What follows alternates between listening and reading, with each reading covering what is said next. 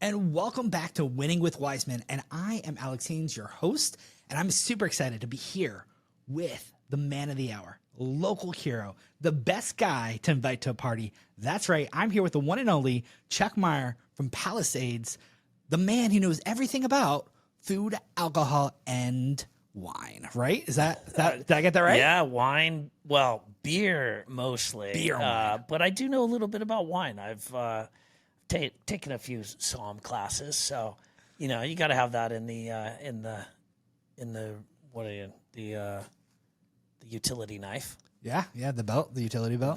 Yes, Yeah, my Batman belt. Your Batman belt. Yeah, local version of Batman if Batman had a wine and food distributor company. Yeah, if Batman didn't really fight anybody and was a little bit, like gentle and kind and friendly. Yeah. And his utility belt was Batman we filled need. of things you can eat and drink. Yeah. That would be Hands down, that's you. So I'm here with Chuck. And Chuck, we're going to talk about your business today, how you partnered with Wiseman, how that's been winning for you.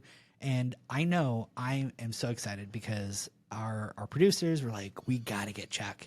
Oh my goodness, he does so much in Napa. He is well known. He got the hookup. I am a little sad you didn't bring me anything to enjoy during the show, but it is 9 o'clock in the morning. It's so 9 in the morning. Yeah. It's not probably the best time to do that. Yeah. But let's go ahead Morning and start. beers. Tell us, you were telling me about the name because the name is such a unique name. Yeah. Napa Palisades, right? Napa Palisades. That's right. Where does that name even come? Like, I want to know. I feel like there's a story behind that name. There is actually a story behind the name. So Napa Palisades. So it's Napa Palisades Saloon and Beer Company. The beer company actually came before the saloon. We started making beer in, I think, 2013. So more than 10 years ago, almost 12 years ago, we started making beer. The name came from the Palisades up in Calistoga, and it just seemed like it's such a beautiful, iconic place and such a beautiful vision for the Napa Valley. Also, thinking about like, where does water come from? Water makes beer. So, the water runs off from the mountains, and a palisade historically is it's a wall, right? So like if you had a fort in the Old West, you'd have a wall of logs, and that would be called a palisade. So commonly walls of rocks have been called palisades. I've lived in like 3 different places with palisades, and they're kind of famous, right? So you have Squaw Valley in Lake Tahoe, now called Palisades Tahoe. They stole our name, which I'm waiting for the lawsuit, but we'll see what happens. Actually, it's just great branding right now. So, but they changed the name to Palisades Tahoe based on there's a location at the top of the mountain called the Palisades, and the Palisades are a famous, jump off location for skiers, snowboarders, whatever. Then you have the Pacific Palisades in LA. I lived in LA for 10 years. I went to UCLA, so I lived down there. And then when I came to Napa, there was a Palisades here in the Calistoga. So, I've always lived in a place where there was a Palisade, and it seemed to make sense for the, the beauty of the location, the Napa, just kind of pulling up that. Like we have this saying, be here, drink beer. And, that imagery of being in Napa, like what you feel like Napa looks like, it's vineyards, it's, the mountain ranges in Calistoga. And we kind of felt like that invoked the Napa brand and name. That is a lot. I love it. The complexity and the depth. It's just like beer on the surface. Like it's just beer until you actually understand the complexities of the flavor profile and all the things that go into making really good beer. You put that same effort into like a really deep name, and there's such history behind that. Yeah, 100%. That's huge. And I love that you said like that Napa brand, that Napa feeling. Yeah. Because there definitely is a sense that when you show up to Napa, you can't come to play. Right. You got to come ready. You got to come on purpose. Yeah. You have to be intentional. I think that's huge. And I'm curious, like, let's be honest. Any guy who's ever gone through college probably has all wanted to be that guy. The guy that's the life of the party, that knows everything about that food and the beer and be that guy, right? But you actually did something with that, right? Yeah. How did you actually Yeah. get into this business? Like who starts their childhood going, I want to be the beer guy, right? How Yeah. did you get into this? Like, I'm sure there's a story. Well, yeah, I mean there is, right? Like, so it's really a story of it's a story of being pulled back in every time I tried to leave. So I went to UCLA and I thought I was going to be a, I don't know, lawyer or a, doctor or something. I would use that degree for the good of the world, right? And I did. It was just in a different way. I used it for the good of the world, and I created beer and food and a great place to hang out and, kind of get away from it all for a little while. But I got into it as I started as a dishwasher at the Chart House in Westwood, working, to make tips and to make a little bit of pocket change.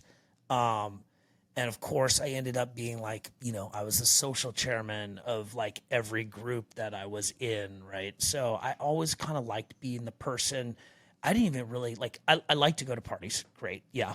But I actually even prefer being the person putting the party on. I like cooking. I like bartending. I like mixing drinks. So, I became a mixologist. I was making drinks for people. So I was always into like, how do we put this together? How do we pair it correctly? Like, even if we're having burgers and, hot dogs, like, how do we get the great toppings? How do we put it all together? How do we get the best ingredients? I was eating like organically in college, and people were like, what are you doing? What are you even talking about? And now the things that I do aren't crazy, right? Like the things that, this whole idea that you are what you eat. Like I would say that to people. I'd say, hey, dude, you realize you are what you eat, right? And I believe that and still do, that it really does affect us. Like what you put in your body is who you are. So it's always been kind of my thing. And I always, I went to college thinking I was going to get a real job and like, but I just kept working in restaurants, and I would go out and, I worked for an advertising agency. I worked for a commercial real estate firm. I worked multiple places, and it never really felt as good as it felt when I was putting on the party. Makes sense, man. And I've had the pleasure of having a little bit of a conversation before the podcast, and 100%, I couldn't ever imagine meeting you in any setting other than where you work now. It's like that perfect person when I imagine what someone I'd want to like figure out a menu and like the perfect pairing. Like I go, it's Chuck. It's gotta be Chuck. It's gotta be that company. They're gonna take care of us. They're gonna make sure everything's right. Because like you said, you are so passionate, and the depth of knowledge you bring to the table, as well as kind of the standards you set. And I love the fact you said things like, you're eating organic for everybody else. Now it's a lifestyle for people. Right. It's a huge thing. And I knew people in, years just like you they're talking about, back to earth, back to natural stuff. And like, there's a huge misconception too, that you can't eat healthy and enjoy life. And you've kind of had that balance where it's like, for you, I would imagine life is food and food is life, right? And For sure. And it's celebrating life, and you celebrate life through making sure people enjoy that experience. 100%. Yeah. I mean, it's sustenance, right? Yeah. But it's also, it's emotional sustenance. It's, you're feeding your body, but you're also feeding your soul and your mind. Oh, yeah.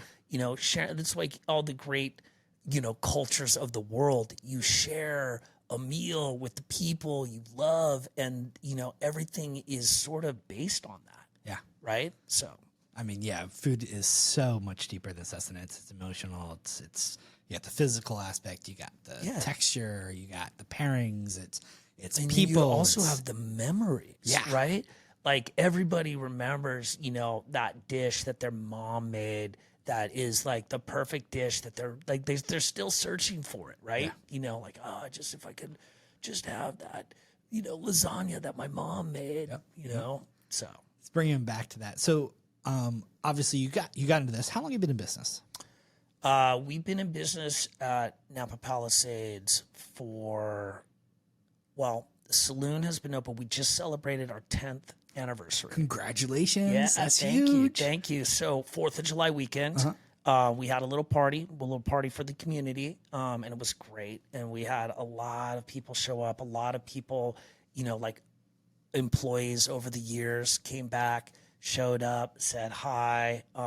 Obviously regulars, people that hang out, people that have been there a lot. It was kind of like a trip through the ages. And 10 years we've been open at the saloon. As I said earlier, we've been making beer since 2013. So 12 years making beer. It's huge. And really just hitting our stride now. It's taken a long time, and we've done it, we've bootstrapped it the whole way. It's there's no big corporation behind us. Like, I'm the guy, the buck stops here, right? Yep. So I can 100% appreciate that. Yes. And but we have a brewery now. We've built a full size brewery. We're really starting to distribute along like the 80 corridor up here in like Vacaville, Fairfield, down into like the San Ramon, Danville, Walnut Creek area. So we're concentrating on that, extending out into that area from Napa, which is super exciting. And I feel like that will help get the brand, out. Yeah. And people, of course, love to come to Napa. So huge. And I love that. So 10 years ago, help me out here. You ended up partnering with Wiseman, right? Yeah. Okay. When you first opened the doors, what did success look like for you? Well, it's so funny. We opened the doors and we didn't necessarily know what to expect. We've been making beer for a little while, and we actually had thought we were going to open up in Calistoga, but I live in Napa, and I'm like, man, I don't want to drive to Calistoga every day. And I see this location on First and Main, and I'm like, dude, First and Main, Napa, California, downtown Napa. I can say, where are you? We're at First and Main in downtown Napa. Like, it just rolls off the tongue, right? Like, of course that's where you want to be. So this spot was available, and I'm like, I'm just a guy. I don't have a lot of I don't have a big bank account. I don't have a lot of, attributes other than I really care, and I'm really into this, and I'm earnest, and I'm honest, and you had a plan and a smile. And I had a plan, and I had a smile. And so I really wanted the location. So I kind of hounded him. It was, I think it was Brian Wills from Wiseman at that time, and Doyle. Yeah. And I get in the room with them, and they had a couple of other candidates, right? They had a couple of other people that they were looking at for it. But then they finally said, hey, you know what? We're going with you. And I sold them on it, right? Like I sold them on the whole picture. I think I was the most passionate. I may not have been the most financially viable, but I was definitely the most passionate. And it was really cool. They respected that, and they went with that, and we worked together, and they knew I wasn't, as funded as probably, some others, but they were willing to bet on me and bet on my passion. And that was really cool. And it really was a great relationship. I mean, we negotiated that first lease, and we went back and forth. We really worked out all the details of what would work for both of us. And they always made a commitment to helping us. We expanded a few years in when we took over the location next door, and they made a big commitment to us. We made a commitment to the lease. They made a big commitment on construction, and it really was a true partnership. And honestly, if you're starting out in business, that is your one of your first partners, other than the people who back you and invest some money in you, is with your landlord, and that's going to be your partnership, the entire time you're open. So you really need to look at that as part of the puzzle, right? Like, how do you make that relationship work? is it a good relationship, and do you guys have that back and forth? 100%. And let's just say to anyone's watching, like, let's be honest, 10 years. Yeah. Successful for 10 years. Yeah. Location, prestige. You got all that.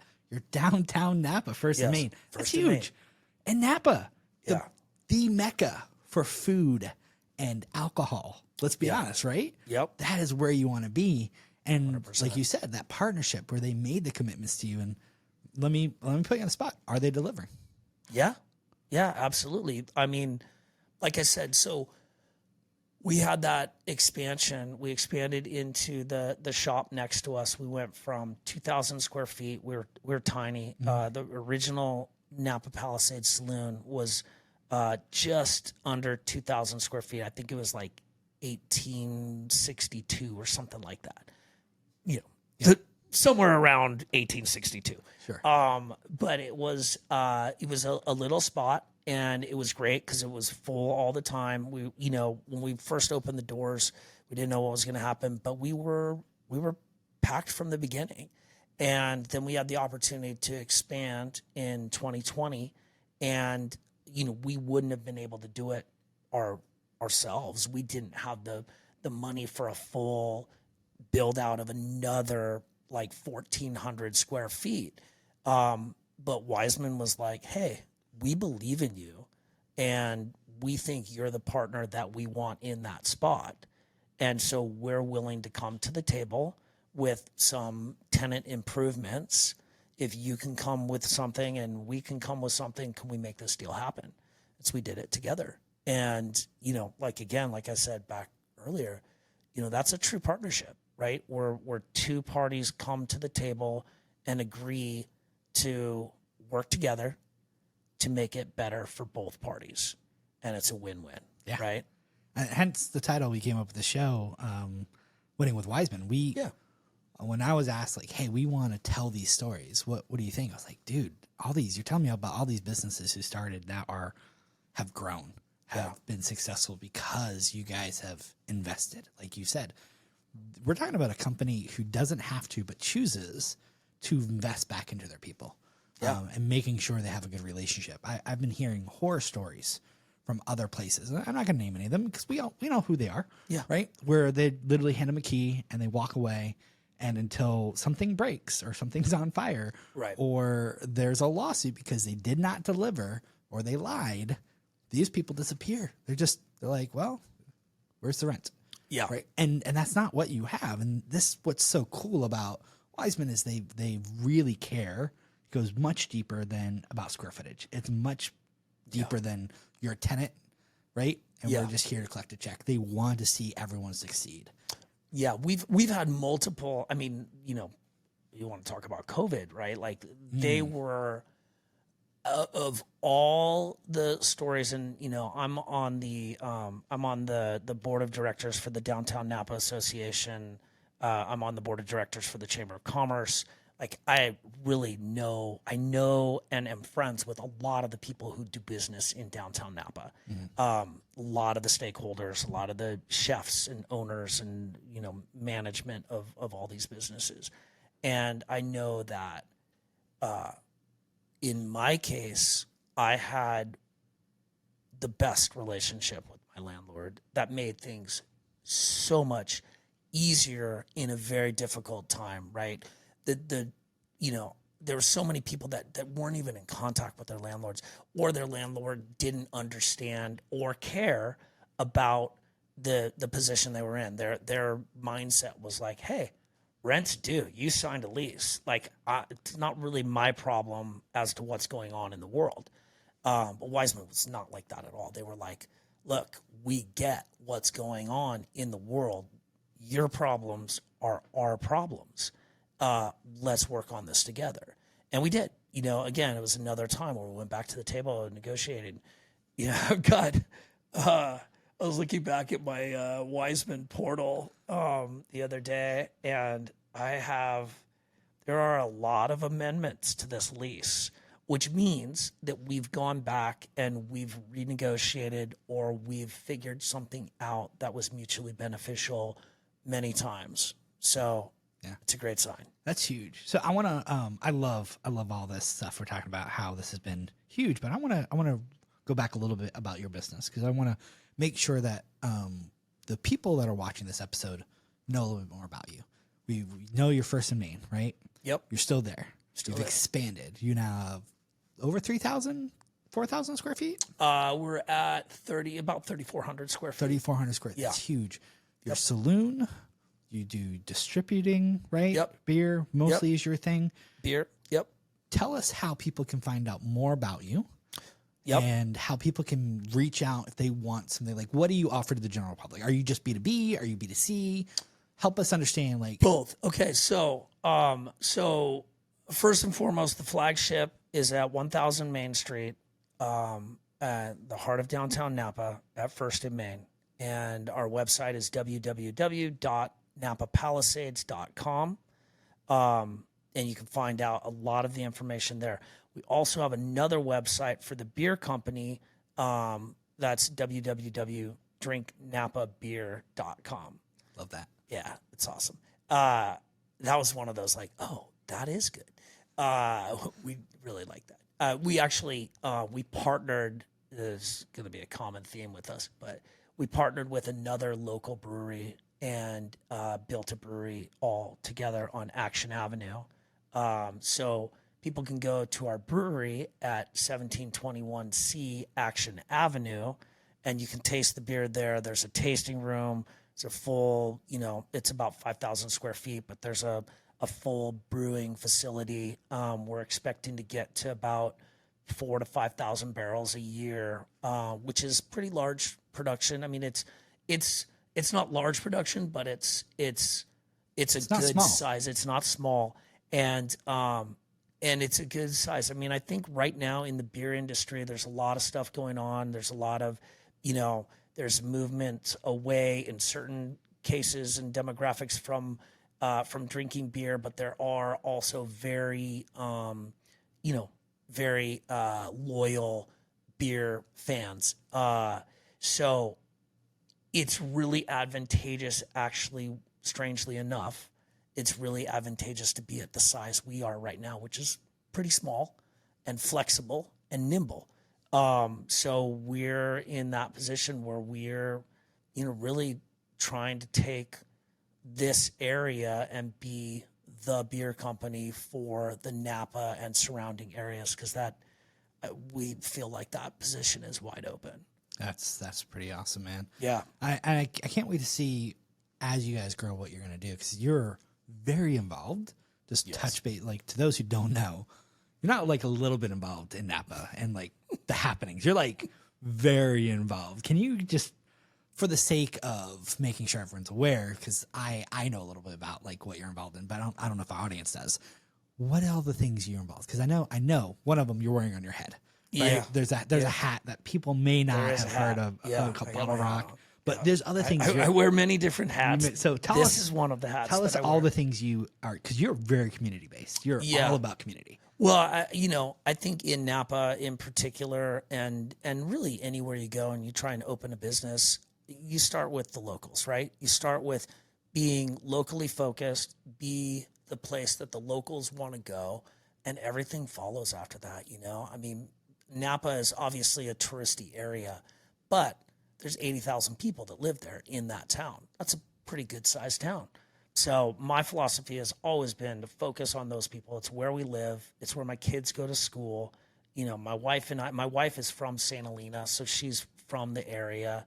And we always have just focused on being community based. So, I try to give up a little bit of my time. Like I said, I'm on the board of directors for the chamber, board of directors for the Downtown Napa Association.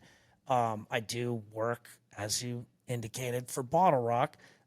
So I'm actually the first and only food and beverage director for the festival. So I've been the food and beverage director for Bottle Rock since 2015. I wrangled the food the year before that, but then they decided they needed a food and beverage director, and that I was that guy. So I've been running the concessions and also catering. So artist catering, staff catering, all that stuff behind the scenes, plus, 70 vendors, the food vendors, and then all the bars. And we have. Do you sleep? I'm just curious. Oh, no. No. Okay. No, Yeah, that there's makes no sense. time for sleep. No time for I also sleep. have a 5-year-old and an 8-year-old at home, boys, and they don't sleep. But there is time for beer. Time for beer. There's always time for beer. But not for sleep. Yeah, no, time for beer, but not time for sleep. So yeah, I'm involved in all that, and I try to do everything that I can to help out the community and stay relevant. So. I love it. For those who are socially minded, social media minded per se, are you on Facebook, Instagram, TikTok? We are Nice. on all those things. What is our? I think it's at Napa Palisades. Well, you know what? My We wife can drop it. My wife does all the social media stuff for us, and she's awesome at it. She's a little bit younger than I am, so she's like, she's really in the demo. She's in the zone. But yeah, and I also have another bar called 1331 Cocktails. That's a little bit down the street, First and Franklin. So I love it. yeah, Very, very community driven. And yeah, I mean, I've had the pleasure of getting to know you. And of course, we did our research before you got brought in. And every time I run into someone, we're having Chuck. Oh, you got Chuck coming. Oh my goodness, he's going to be amazing.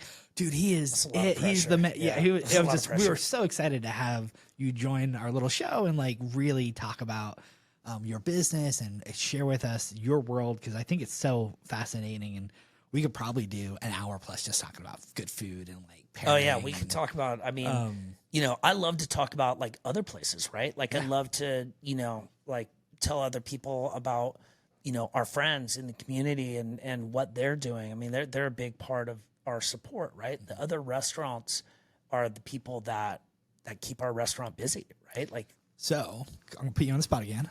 Since you mentioned local places you love, and from a local Napa guy, here's what I want to know: favorite spot for lunch or for coffee? ooh, Yeah. favorite spot for coffee is Barnhouse, right down the street from us. In fact, it's kind of kitty corner from another Wiseman property, where Pizzeria Zero is. There's Barnhouse right across the way, which is just such a great spot. See, there you go. So good. Well, the new place I want to try is A16. They are from San Francisco. They just opened up a spot in downtown Napa. Great spot. But some of my local favorites, the Garden by Tannery Bend is a great lunch spot. We got Scala, which people love. That's a nice Mediterranean, Italian spot. That's amazing in downtown Napa right now.